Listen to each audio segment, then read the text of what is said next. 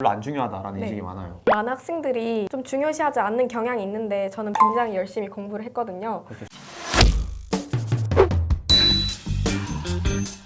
안녕하세요. 오늘 또 저희가 게스트분을 모셨습니다. 자기소개 간단히 부탁드려도 될까요? 네, 안녕하세요. 저는 서울대 치의과 19학번 진학 예정인 신마리아입니다.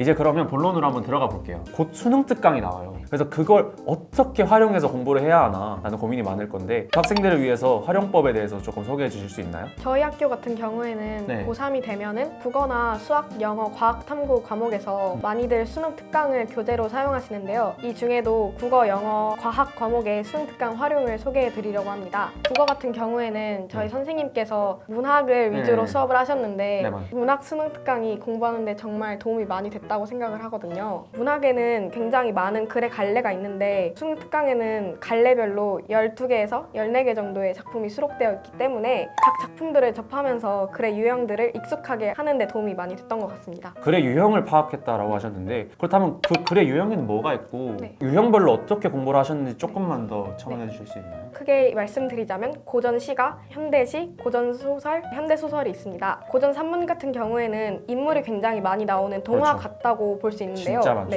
그래서 고전 산문을 읽을 때에는 인물에 집중을 하고 그 관계가 어떻게 되는지 파악을 하면서 읽었습니다. 특히 저는 각 작품마다 제가 스스로 관계도를 그려보려고 노력을 많이 했던 것 같습니다. 맞아요. 또 그게 중요하잖아요. 네. 고전 소설 아무래도. 네. 음. 고전 산문이나 현대 소설에서 각 네네. 상황별로 어울리는 속담이나 사자 성어들이 아마 있을 거예요. 그래서 만약을 대비해서 저는 그런 어휘들도 많이 준비를 했었거든요. 그리고 현대 시나 고전 시가 같은 경우에는 크게 시라는 장르이기 때문에 사자의 정서 그리고 상황, 태도 등을 파악을 해서 문제와 많이 연결을 시켰던 것 같습니다. 현대 소설은 주로 인물 간의 갈등을 중심으로 이야기가 전개가 되는데요. 네. 그래서 각 인물의 심리를 정리하면서 어떠한 대립 양상을 보이고 있는지 체계적으로 정리를 했던 것 같습니다. 근데 문학 같은 거는 잘하는 학생들이 많은데 비문학 같은 건 요새 진짜 많이 어려워졌잖아요. 네. 비문학 같은 거는 수능 특강 어떻게 활용해야 되나요? 비문학은 많은 학생들이 좀 중요시하지 않는 경향이 있는데 저는 비문학도 굉장히 열심히 공부를 했거든요. 그렇게 수능 특강 네. 비문학은 별로 안 중요하다라는 네. 인식이 많아요. 근데 비문학 수능 특강 같은 경우에는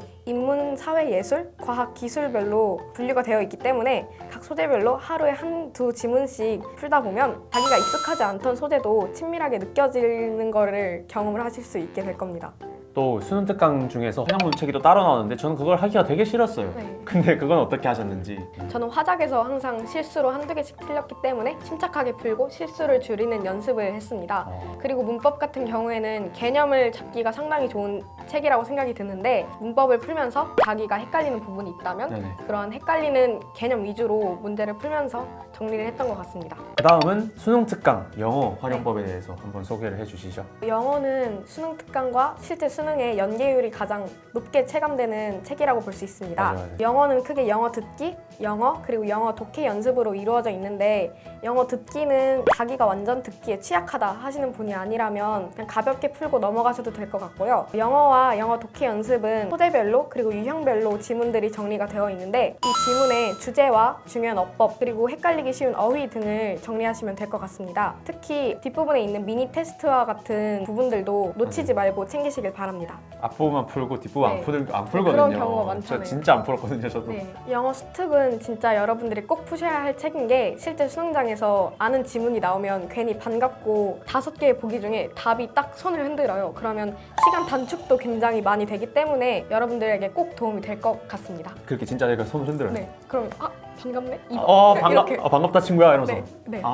그렇게 하는 거였구나. 실제로 수능을 경험해 보신 네. 입장에서 연계하면 얼마나 그게 편한지 한번 네. 설명을 좀 다시 해주시나요? 수능 특강 같은 경우에는 네. 굉장히 난해한 내용을 지문으로 푸는 경우가 많아요. 맞아요. 빈칸 유형이 아닌 문제도 수능장에서는 빈칸 유형으로 나올 수가 있는데 이때 가장 주제가 되고 핵심이 되는 문장에서 빈칸이 딱 뚫어서 나오면 내가 내용을 정리했던 지문이면 그렇게 난해한 내용도 술술 풀리기 때문에 그런 부분에서 도움이 됐던 것 같습니다. 그런 문제를 확실하게 편하게 넘어가 주면 다른 문제를 풀 시간도 벌어지고 네. 그래서 되게 좋은 효과가 나는 것 같아요. 그렇다면 그 많은 지문들을 보고 어떻게 정리해서 그걸 기억을 하셨고 뭐 어떤 부분들을 정리하셔서 공부를 하셨는지. 네. 수능 특강에 수록이 되는 지문들은 굉장히 짧고 깔끔한 경우가 많아요. 이런 경우에는 두괄식이나 미괄식으로 구성이 되는데 의무나 필수의 단어가 들어가 있는 문장이 핵심 주제가 되는 경우가 많기 때문에 그런 문장에는 따로 형광펜을 쳐서 눈에 각인을 시켜두는 것도 좋습니다. 그리고 수일치나 투부정사, 전치사, 동명사가 헷갈리는 자리가 굉장히 많아요.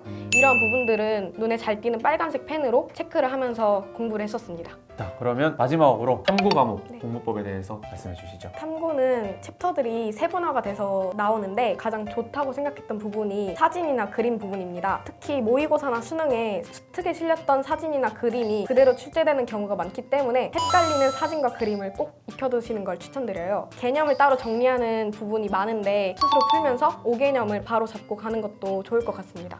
올해 수능 특강을 공부하시는 모든 고등학생분에게 한마디 하시자면? 이번 수특 표지가 굉장히 아기자기하고 이쁘던데 꼭 여러분들과 친한 친구가 돼서 이번 수능을 잘 마무리하셨으면 좋겠습니다. 구독하고 좋아요. 안녕.